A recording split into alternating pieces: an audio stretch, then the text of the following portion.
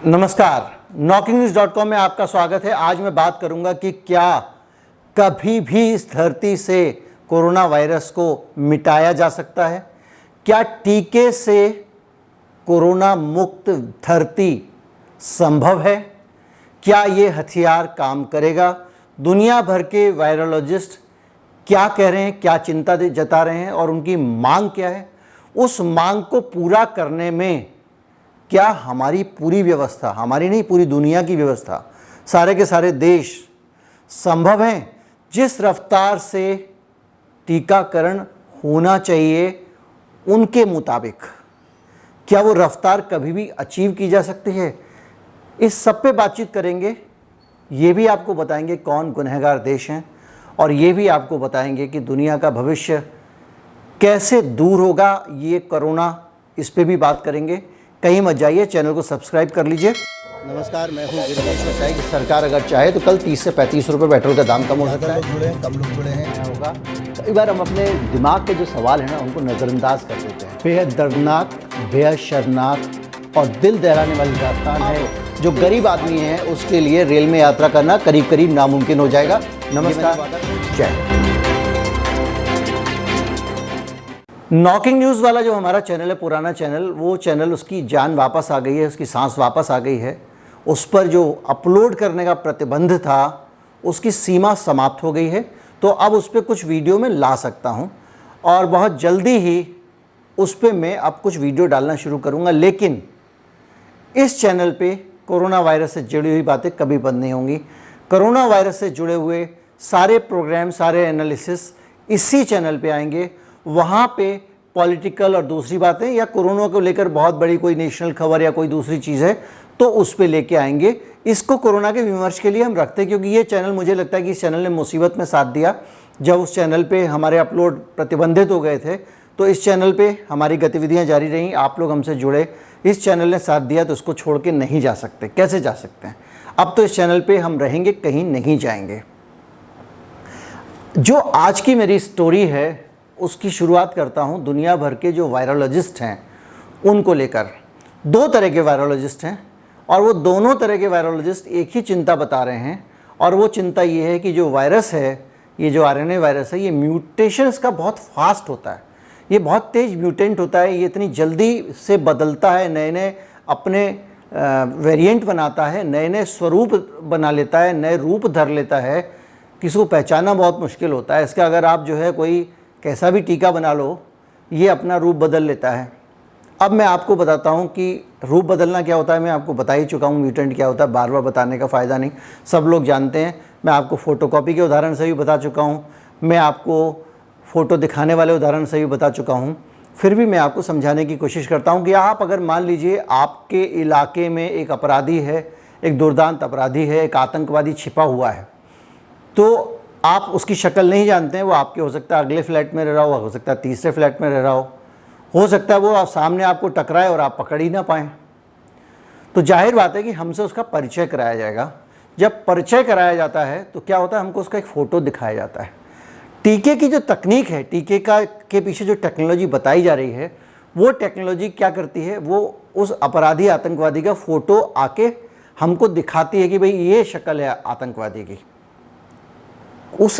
इसी तरह से उस आतंकवादी जैसी फ़ोटोकॉपी बना के, उसका एक प्रतिरूप बना के टीका शरीर के अंदर इंजेक्ट करता है। शरीर देखता है, अरे ये तो अपराधी है, पहचान लो, अगली बार ऐसे आए तो पकड़ लेना। लेकिन अगर वो अपराधी कभी दाढ़ी रख ले, कभी चश्मा लगा ले, कभी हैट लगा ले, टोपी लगा ले, कभी बांसुरी बजा, ऐसे करके वो अपने अगर रूप बदलता रहेगा अपराधी, तो आप उसको कैसे पहचानेंगे? म्यूटेंट हो जाना वायरस का उस रूप बदलने की प्रक्रिया है। वायरोलॉजिस्ट दो तरह के मैंने बताया। एक वायरोलॉजिस्ट वो होते हैं जो ये कहते हैं कि ये म्यूटेंट इसलिए हो रहा है क्योंकि आप टीका लगा रहे हैं और टीके से लड़ाई में वो टूट रहा है, जुड़ रहा है और उसके अंदर जो उठापटक हो रही है उसके कारण उसका स्वरूप बदल जा रहा है और वो म्यूटेंट हो रहा है। दूसरी धारणा ये है कि वायरस अपने आप ही तेज़ी से इतना म्यूटेंट होता है, इतना रूप बदलता है। अभी तक बताया जा रहा है कि 1500 तरह के म्यूटेंट ऑलरेडी तैयार हो चुके हैं। जिनकी चर्चा हो रही है वो हैं जो ख़तरनाक हैं, जिनमें से एक डेल्टा म्यूटेंट है जिसको हम भारत का म्यूटेंट के तौर पे कहा गया था और विवाद हुआ था। वो यहाँ पे ही बना, उसमें कोई भारत का हाथ नहीं, वो अपने आप बन जाता है।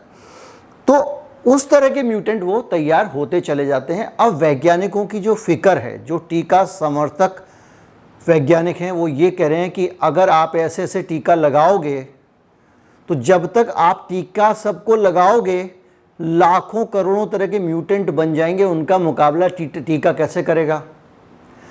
कई नए ऐसे म्यूटेंट बन रहे हैं जिनको वैक्सीन का जो जिसको कहते हैं उसका इम्यूनिटी जो है, उसकी रोग प्रतिरोधक क्षमता है, वो उसको पहचान नहीं पा रही है। भारत के वैज्ञानिकों ने, सरकारी वैज्ञानिकों ने एक शोध किया था, ये राइटर्स की खबर है, और उन्होंने उसको शोध करके सरकार को कहा था कि साहब कुछ म्यूटेंट देखने में आ रहा है जो आपके टीके की जो इम्यूनिटी है उसको स्किप कर सकते हैं। जो डेल्टा वेरिएंट है जिसने पूरी दुनिया में तबाही मचाई हुई है, उसके बारे में भी यही कहा जा रहा है। और उन लोगों का मानना ये है कि जहाँ पे मैंने कल परसों वीडियो भी बनाया था, 70-75% टीकाकरण हो गया, वहाँ पे भी कोरोना से वो लोग बच नहीं पा रहे हैं क्योंकि ये नया वाला म्यूटेंट आ गया है। और इस बात की क्या गारंटी है कि इसके बाद कोई नया म्यूटेंट नहीं आएगा? कोई गारंटी नहीं है, बल्कि इस बात की गारंटी है कि म्यूटेंट आएगा ही आएगा। वो हो सकता है इससे खतरनाक हो सकता है इससे ना हो, लेकिन डरने की बात नहीं है, क्योंकि मैं आपको बता चुका हूँ कि वैक्सीनेशन जो है पूरी दुनिया में जिस रफ्तार से हो रहा है, उसके हिसाब से 60 करोड़ लोग जो है वो दुनिया में अभी तक पहला डोज उनको 60 करोड़ लोगों को लगा है, कुल 60 करोड़ लोगों को। अभी तक 700 करोड़ लोगों को धरती पे पहला डोज भी नहीं लगा है। दूसरी एक और जानकारी मैं आपको देता हूं कि जो दुनिया के गिनती के गिने चुने 7 देश हैं, उनके पास आधे से ज़्यादा, मतलब जिनके पास में 15% से ज़्यादा जो है वो आबादी नहीं है इस धरती की, वो आधी से ज़्यादा वैक्सीन लेके बैठे हुए, दबा के बैठे हुए। मैंने वर्षों वीडियो बनाया था कि किस तरह से अमेरिका ने एस्ट्राजेनिका की वैक्सीन को पास ही नहीं किया था, अप्रूव ही नहीं किया था, उसके बावजूद वो उस वैक्सीन को अपने पास रख के बैठे हुए थे और ना दुनिया को लगने दे रहे थे, ना खुद लगा रहे थे। और अब उसको, वो रिजेक्टेड वैक्सीन को उन्होंने दूसरे देशों को भेज दिया है।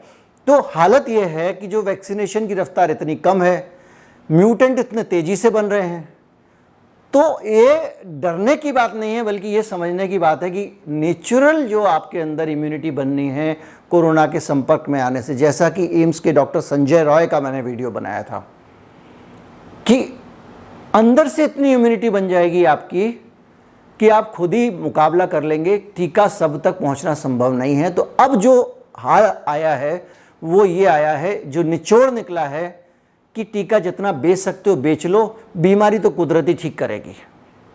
यही निचोड़ निकला ना। जो टीका लगवा लेगा, हो सकता है कि वो जो है टीके से बच जाए। लेकिन अब हालांकि एक आदमी ने FIR जिसने लखनऊ में दर्ज कराई है, उसका मैं वीडियो देख रहा था, वो कह रहा था टीके में पता नहीं क्या है, वो पानी है कुछ और है। अब उसका ये आरोप है जिसको मैं बिल्कुल एक नकारता हूँ, क्योंकि ये कॉन्सेंसस है पूरी दुनिया की कि टीका जो है वो रोगों को रोकने में मदद करता है, वो प्रिवेंशन करता है। WHO मानता है, सब मानते हैं, तो हम लोग उसके खिलाफ नहीं जा सकते। हमको उस पर विश्वास करना पड़ेगा, या हमारे अंदर अगर हैसियत है तो हम उससे बड़ी रिसर्च कर सकें। लेकिन एक बात का आप इनकार नहीं कर सकते जो दिमाग में आती है और जिसको आप नकार नहीं सकते। जब हिंदुस्तान में गीतांजलि ज्वेलर्स जैसी बड़ी कंपनी जेवरात के अंदर कुछ और मिट्टी और लाख भर के उनको बेच सकती है, जब आपका इतना बड़ा ब्रांड नीरव मोदी नकली हीरे लगा सकता है, तो पूना वाला पे तो इनसे कम ही भरोसा है जितना उन पे था। कुछ भी हो सकता है, लेकिन उसके बावजूद हम इसमें, हमारे पास कोई विकल्प नहीं है। हम इसको सोच के कुछ नतीजा नहीं निकाल सकते। हम यही कर सकते हैं कि नागरिक के तौर पे सरकार को सहयोग करें, और ये सब जो जानकारियां आ रही हैं, जो एनालिसिस आ रहा है, सरकार तक पहुंचे, ताकि सरकार इन पहलुओं के बीच बीच में जांच करती रहे। जैसे एक आदमी ने आरोप लगाया, सरकार जांच ले, भाई गड़बड़ तो नहीं है, गड़बड़ हो तो देखे कहाँ मिलावटी माल है, उसको पकड़े। यही दूसरी चीज़ों में होता है, यही टीके में होना चाहिए। इसका मतलब ये नहीं है कि मैं किसी ने कह दिया टीका मिलावटी हो सकता है तो उसका कुछ और मतलब निकाल लें और उसके बाद में हम कहेंगे। वो अलग चीज़ है, वो अलग ज्ञान है, अलग विद्या है, अलग बहस है। लेकिन उस बहस में हम जाना नहीं चाहेंगे। अभी हम बात करें जो ऑन रिकॉर्ड सर्व स्वीकार है, जिसको WHO से लेके पूना वाला से, हाँ पूना वाला भी कह रहा है 2 साल तो कम से कम भारत में टीकाकरण में लग जाएगा अभी। तो जो अब तो उसने ये तब कहा था उसने जब वो टीका उसका यहाँ पे था, अब तो उसका टीका बहुत कम आ रहा है। तो जो सर्व स्वीकार्य जो मानदंड है उनके हिसाब से ये पूरा एनालिसिस मैंने इस वीडियो में दिया है। कैसा लगा ज़रूर बताएं। चैनल से लोगों को जोड़ें, सब्सक्राइब कर लें, क्योंकि अब इसी चैनल पे रहना है, इसलिए इसी पे सब्सक्राइबर चाहिए। और शेयर भी करें, टिप्पणी करें अगर कहीं असहमत हो, आपको किसी बात में दम नहीं लगता। बहुत सारे लोग टिप्पणी करते हैं। नमस्कार, जय हिंद।